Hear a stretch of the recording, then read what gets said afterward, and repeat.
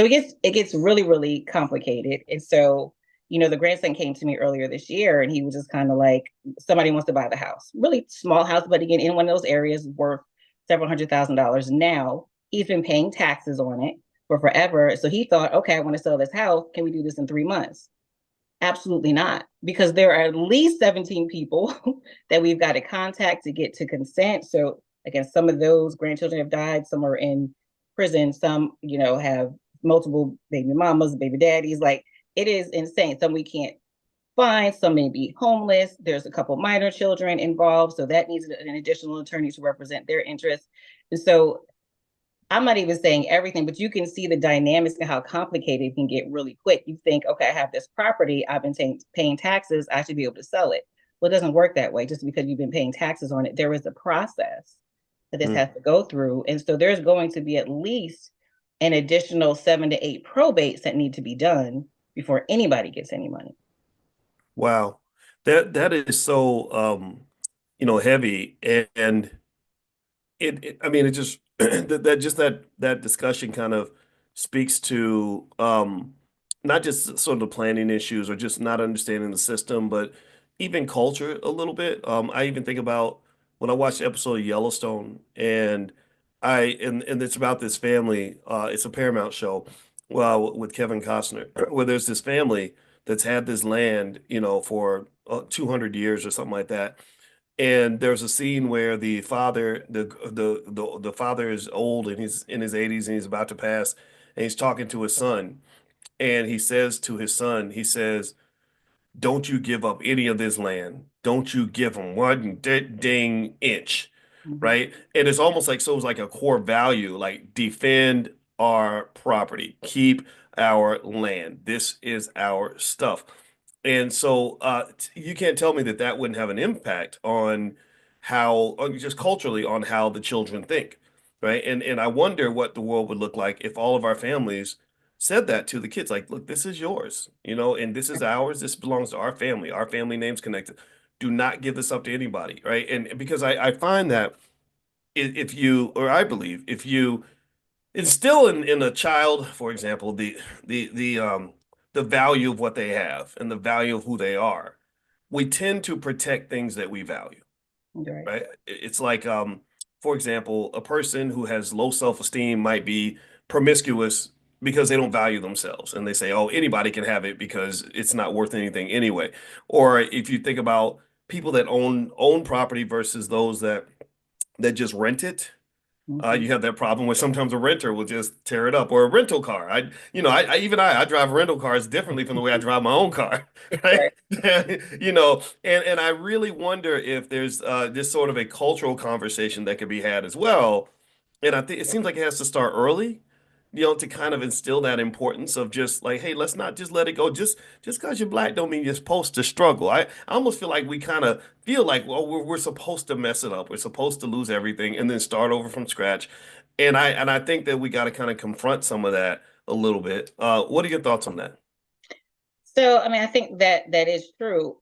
But what I've seen a lot of times is, the show that you were referencing to, there's a conversation, right? To say, don't let any of this go. And we don't even have those conversations at all. So again, there was property in my family I didn't even know about. So how do you protect something that you don't even know about? Right? How do you protect something that no one has told you what to do, or to even put a value on it? And so, no, I definitely agree. There definitely has to be some conversations, but I just find there's not those conversations. I just finished doing a plan for an older lady, has everything together mentally. And before we did her plan, I was saying, have a discussion with your children, what you want to happen in the event that you can't care for yourself, in the event that you need assistance. We had this discussion a couple months ago. So by the time we got to signing, I asked her, did you have the discussion with your kids? They had just been there for Thanksgiving, right? Did you have the discussion? What do you want to have? Because she's like, well, I want to stay home. I showed my kids, I took care of my mother. I want the same thing to happen. But you can't assume that that's going to happen if you don't have those conversations. And so it starts with the conversation. That's how you start to value, land, property, generations, what's going to happen. Because you don't know anything about it. You're just going to insert your own values. that you, because you don't have anything to follow, you don't have a framework, you don't have a list, you don't know where to go, right? And so definitely having those conversations, that's where it starts, having those conversations. We just don't have them. Well, and by the way, everybody, I'm talking to attorney Tamika Johnson, and we're talking about legacy planning, things like that. And Attorney Johnson is going to grace us with her presence in the Black Business School. I promise, Tamika, I'll dress better and I'll have better lighting, hopefully. But Listen, if anyway, I she's could wear workout clothes too, just let me know ahead of time. I did the same I thing this know, morning. right? I know. But you're a professional. You gotta maintain your image, right? Me, my image are, whatever. But yeah, so yeah, she's gonna join us tomorrow, and it's gonna be part of the Legacy Investors for Tomorrow program, which all of you can try out and participate in by going to drboycelift.com, LIFT, drboycelift.com. You can actually, just for you guys only, you can actually get a free month trial by using this code. Write it down. It's free morning, all one word, because you're in Money in the Morning. And so because you're here, you can actually try it out for free. That free trial is not available to anyone else. It's available to you guys. So go to drboycelift.com, type in the code free morning, all one word. And Attorney Johnson's going to answer a ton of your questions. And then also, we'll do some follow up on that as well for those of you that want to. In fact, not that for those that want to do this, everybody needs to do this, right? Everybody needs to have this conversation. So, Attorney Johnson, I want to ask you about this. Have you ever speculated on what it is about death that makes us not want to talk about it? Like somehow it's almost like it seems like a superstition where we feel like if we don't talk about death and we pretend like it's never going to happen, that it'll just delay it and it'll never take place. But people die every day, and sometimes somehow we just don't reconcile those two facts. What are your thoughts on that? I think I think it's, if you talk about it, you have to realize that it's the end for you, at least Earth side, right? And I feel like a lot of people are like, well, maybe I haven't accomplished everything that I wanted to accomplish. I haven't made as much money as I want to have made. I don't have enough. And it's just a scary thought that they're no longer here and they haven't accomplished what they set out to do or what they think that they can do. And so, but it's like, again, my father, it's, if he talks about it, it's going to happen, right? And but again, reality is it's going to happen to all of us at some point, some sooner than later. It's a hard conversation. It's tough. And what's even tougher, I think, than speaking about no longer being here Earthside is right before that happens. One of the hardest documents that I have to do with clients is the Advanced Healthcare Directive, right? And so it is when you are still here, but you're no longer able to care for yourself, and those decisions that have to be made, and those discussions that I have to have with clients. So yeah, I see that comment, they're dying is a part of life. It is, but you no longer get to enjoy this. You no longer get to, join Dr. Watkins here, right? It's just the end for some people, depending on Mhm. what your religion is, whether you believe you're going to heaven, hell, there's afterlife, that kind of thing. People just aren't ready. Well, I can tell you this is my heaven. Waking up every day and talking to intelligent Black people. I'm already in heaven, so I could die right here at my desk and I'll be okay. Mhm. The link, by the way, Denise, is drboycelift.com, LIFT. If somebody could type that in the chat, I'd appreciate it. And the code is all one word, free morning. It'll give you a free trial, so you can feel free to take a look. I encourage you to not just join yourself, but bring your family. As you guys know, in the Black Business School, everything's sort of buy one, get five free, meaning that uh, the membership isn't just for you, it's for anybody in your family that is smart enough to want to learn Black Wealth Mastery. That's what we do. Now, Attorney Johnson, I'm going to lay some stuff out. You know that there are several psychological theories that connect to this fear of talking about death. One of them is called terror management theory, which is Okay. crazy, crazy name. Terror management theory basically says that an awareness of mortality creates what they call existential anxiety, which people manage by clinging to cultural beliefs, values, or symbolic immortality, like religion and things like that. So, like for example, there was an episode of The Simpsons. I don't know if you ever saw it, where they said the end of the world is coming, and there was a bar next to a church. So all the people from the bar ran over to the church, and all the people from church ran to the bar. Yeah, and it's interesting that there's been a lot of studies on this in terms of like attachment theory. It says that the fear of death is tied to the loss of your attachment figures or disruption of close relationships, right? Just, oh my God, if mama dies, what am I going to do? If daddy's gone, I don't even want to think about that. There's another phobia called thanatophobia. Thanatophobia is the fear of death. So when you have death-related fears, they say it tends to stem from uncertainty, a fear of pain, or concern about the afterlife, like what happens when I die. And my theory on the afterlife is simple, and I'll let you take over from here, Attorney Johnson. 'Cause I'm not even going to ask a question. You're smart, so I know you have something smart to say. But when I talk about the afterlife, I try not to, I don't get into religion. I get into the things I know for sure because I'm a scientist. It's hard for me to just make, sort of believe things that I like to see evidence, right? So I say, well, one thing about the afterlife that we do know is that after your life is over, the world is going to keep spinning, right? Absolutely. We're going to keep being black. Absolutely. Money's going to always matter, right? And the people that we love are still going to be here, right? So my argument would be that if you're thinking about the afterlife, think of it, maybe consider thinking about it as, okay, after my life is over, are people going to be better off because I was here than they would have been if I wasn't here? You know? And I think that framework might help us to understand why it's so important to do things. Because you think about it, a lot of us that were born in the struggle, came out the mud, went through hell, all that could have been avoided if somebody had simply said, let me just think about the afterlife a little bit.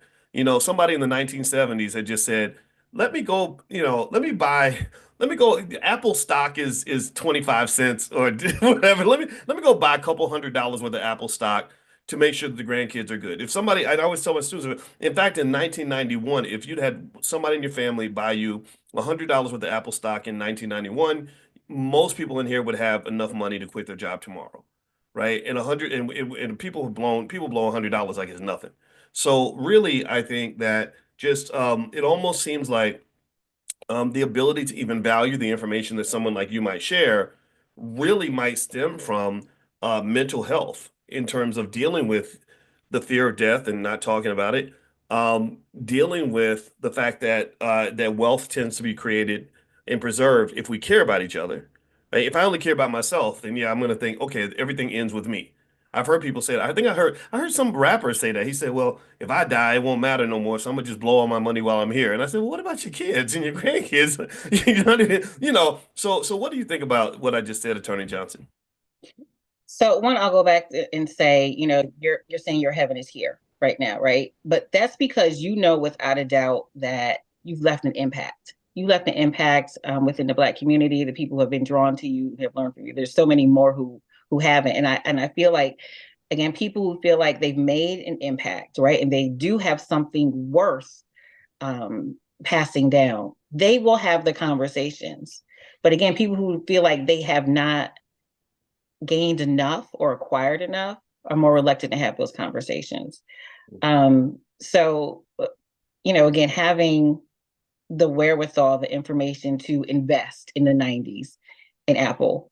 Most of our people don't know anything about that yet. They know in your school, Right. but those are not, the conversations that people are having. And, it's becoming a little bit more, I'm not say popular, but you have like the investors who are a little bit more grassroots, like like Wall Street Trapper or Earn Your Leisure, those guys, that makes it a little bit more cool to invest and can say it in ways that people can understand.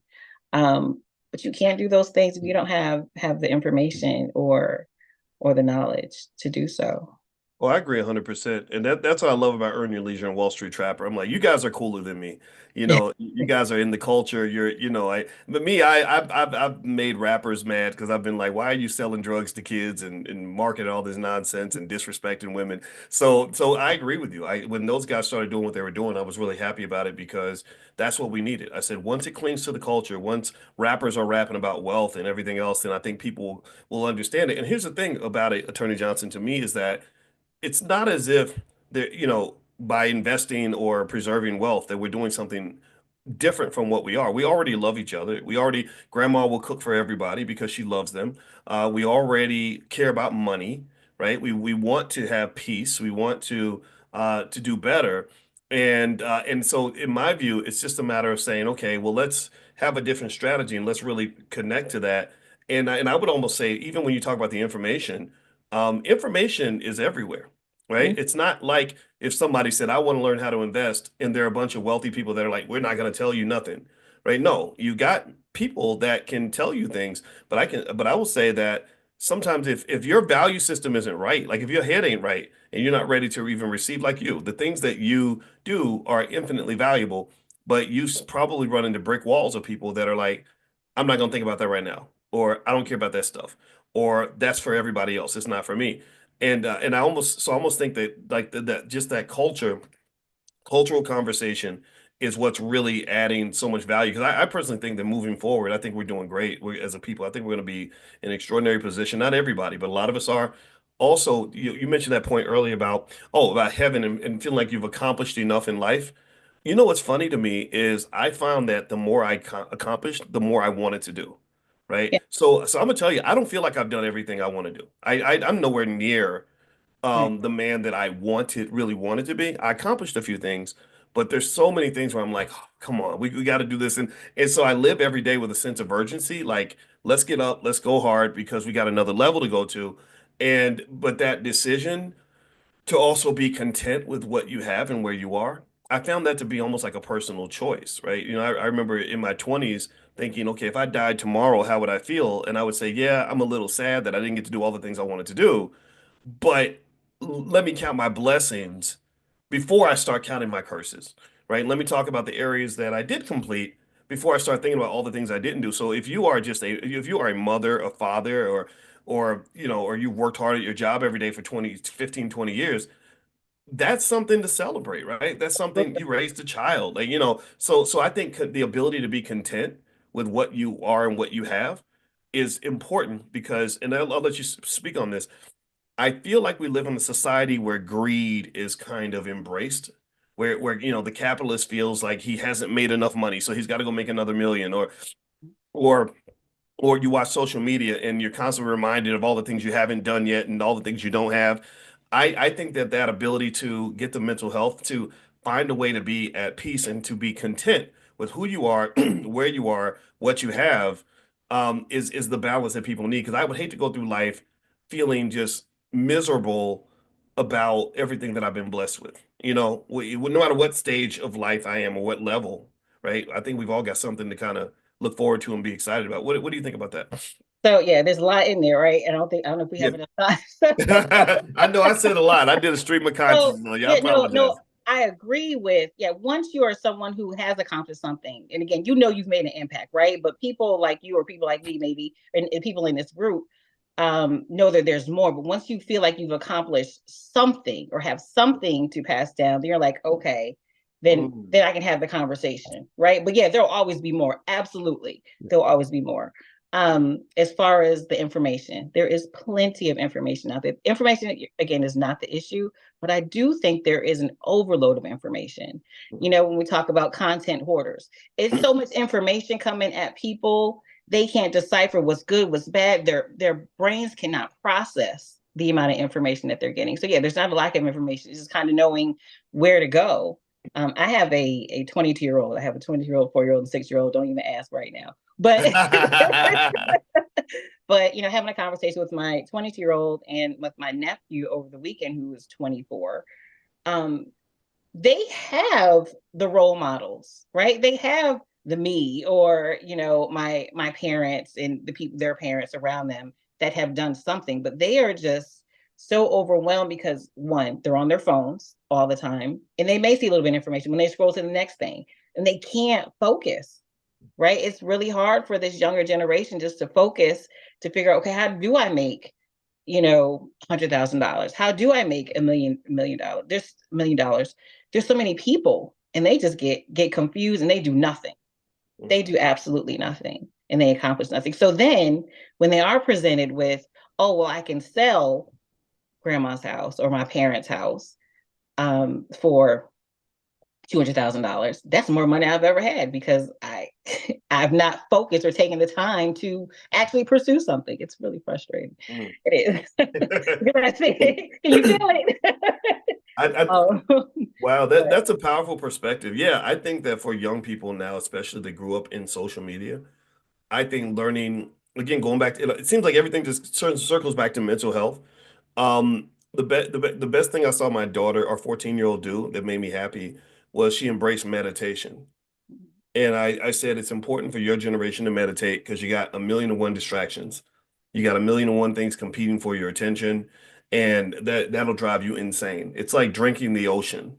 You're never going to be done. You're always going to feel like you haven't done enough, or and you can't do that. You have to be able to like I'll give you an example. When I work, I turn everything off. If you don't nobody try to call my phone because you're not gonna get an answer. I leave my phone on silent. The only people that can call me directly anytime are my mother, my father, and my wife. That's it, right? Because because it affects me. And I don't know if it's my undiagnosed ADHD or not, but it's like if I'm being pulled in every direction, I can't get nothing done. I don't answer emails. I don't even read emails hardly. I turn off all the beeps and buzzes because the science of social media is to basically stimulate you in all these different ways and trigger all this dopamine that has you just run around like a crazed junkie. And I don't want to do that, right? All these CEOs of these social media companies don't even let their own kids use it that much, right? So to your point, that ability to focus, I think, is really important, and it's tough, but I also think that there are opportunities that this generation has that we didn't have, right? And I don't know if they see it or not. And I personally, I guess I'm optimistic about the future, but you're right. There's a lot of stuff to navigate. Now, let me ask you this question. It's kind of the parting question, and then I'd also love for you to give your social media information or your website, stuff like that. And then, by the way, tomorrow, if you want to ask questions with Attorney Johnson and speak to her as part of the Lift program, you can go sign up at drboycelift.com. A lot of you are already in it. So Dr. Boyce Lift, it stands for Legacy Investors for Tomorrow.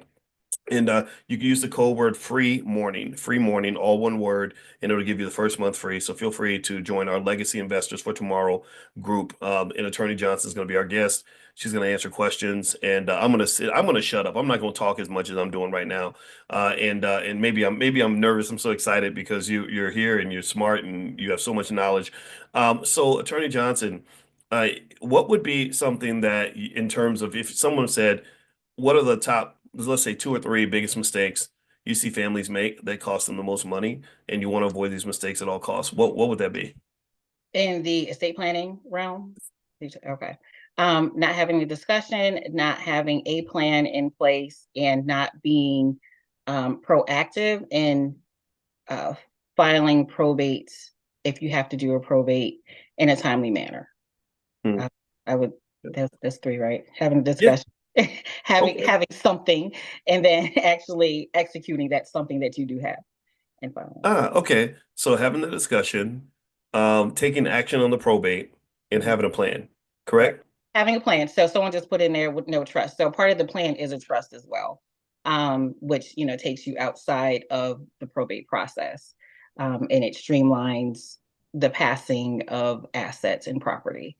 But that's a discussion I think we'll have a little bit more in depth tomorrow.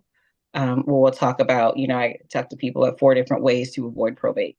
But yeah, so having a discussion is the first thing. You can't do anything unless you have a discussion, right? And the statistics are only 30% of Americans have a will or trust. A little bit more for white Americans, a little bit less for Black Americans. So that means approximately 70% of us have nothing in place. And for so much time it was just have something, right? But as I gotten to do more comprehensive plans, it was you know, incorporating the trust involved. And I'll say one more thing as far as saving money.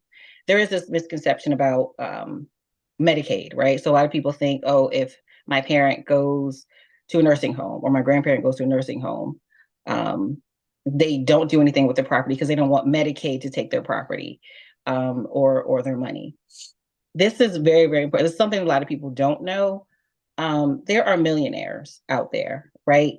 who have been able to protect their wealth and not pay a dime for a nursing home and qualify for Medicaid. And that is because they plan. They plan ahead. They do, we'll say Medicaid trust, right? And they do it sooner than later. And so they're able to actually protect their assets. They can go, they can apply for Medicaid and can have millions of dollars and be able to pass that down to generations. It's something that we don't know about. Let's not like try to hide from the government, not paying Medicaid. They're gonna find you. They're gonna find their asset. If they need to be repaid, they're gonna get it at some point. But if you plan ahead of time, you can protect all the majority of your assets and not have to spend down everything. You know, that's a concern for a lot of people. That is what's really costly.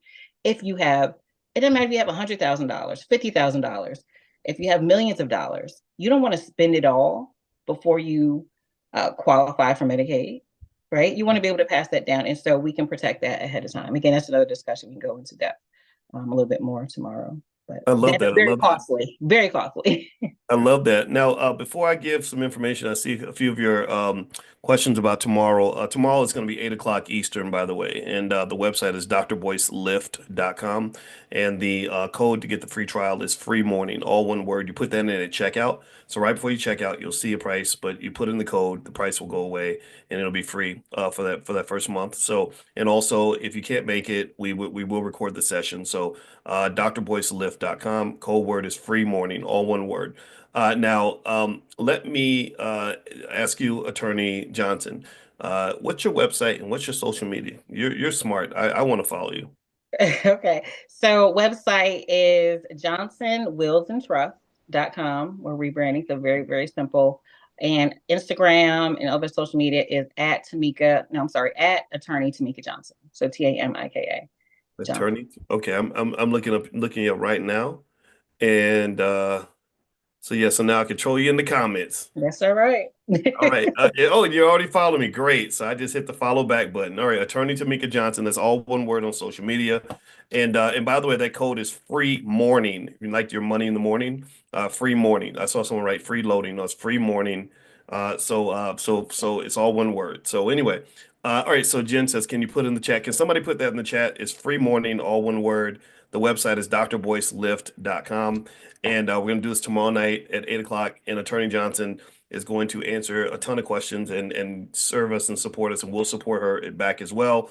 And that's what I love to do because the thing is, Attorney Johnson, I believe is we've got enough experts in our community to educate ourselves completely. Like we really, and I just think about how many of us in this room, there's a lot of people in this room that owe $50,000, $100,000 or more in student loan debt, and they didn't feel like they got what they were looking for. They were overcharged. It was just kind of a messy situation. Taken from a guy who has too much education myself, and I just think that that's kind of a way that's sad, right? So ultimately, people like you, I'm so impressed with people like you and appreciative of you because I think that you understand our unique situation and what we're trying to accomplish and what the goal is, what the assignment is, right? So thank you for that. And thank you also for I like acronyms. I made an acronym from what you said, have the conversation, have the conversation, take action, and make a plan, right? So it's like, oh, CAP, I right? love it. So it can be it's a CAP cap, or you could reverse it and call it POC. So if you're a hip hop fan, we'll call it POC, which is make a plan, take action, have the conversation. But if you like the other way, you could use CAP. Either way, these acronyms can help us remember things. And I like that you talk about it, you plan, and then you take action, right? You do these things, and really you do this in life in general. That's how you win. So you have, for example, you're building wealth with your family. You get together, have those family business meetings. You're having the conversation. In those meetings, you're making plans. And then you're doing the most important part next. You're executing, taking action. You do that, you will win. You will win. You will win. So let's all type win, WIN in the chat, because we're all a bunch of winners. That's our word for today. Type the word win in the chat so that we can know that we are meant to win. We will win. We will succeed. We are the best. We are the greatest, and we cannot be stopped. So God bless you, everybody, and thank you again, Attorney Tamika Johnson. I look forward to seeing you tomorrow. And everybody have a good afternoon, a good morning, and I'll see you guys soon. Take care. Thanks for having me. Thank you.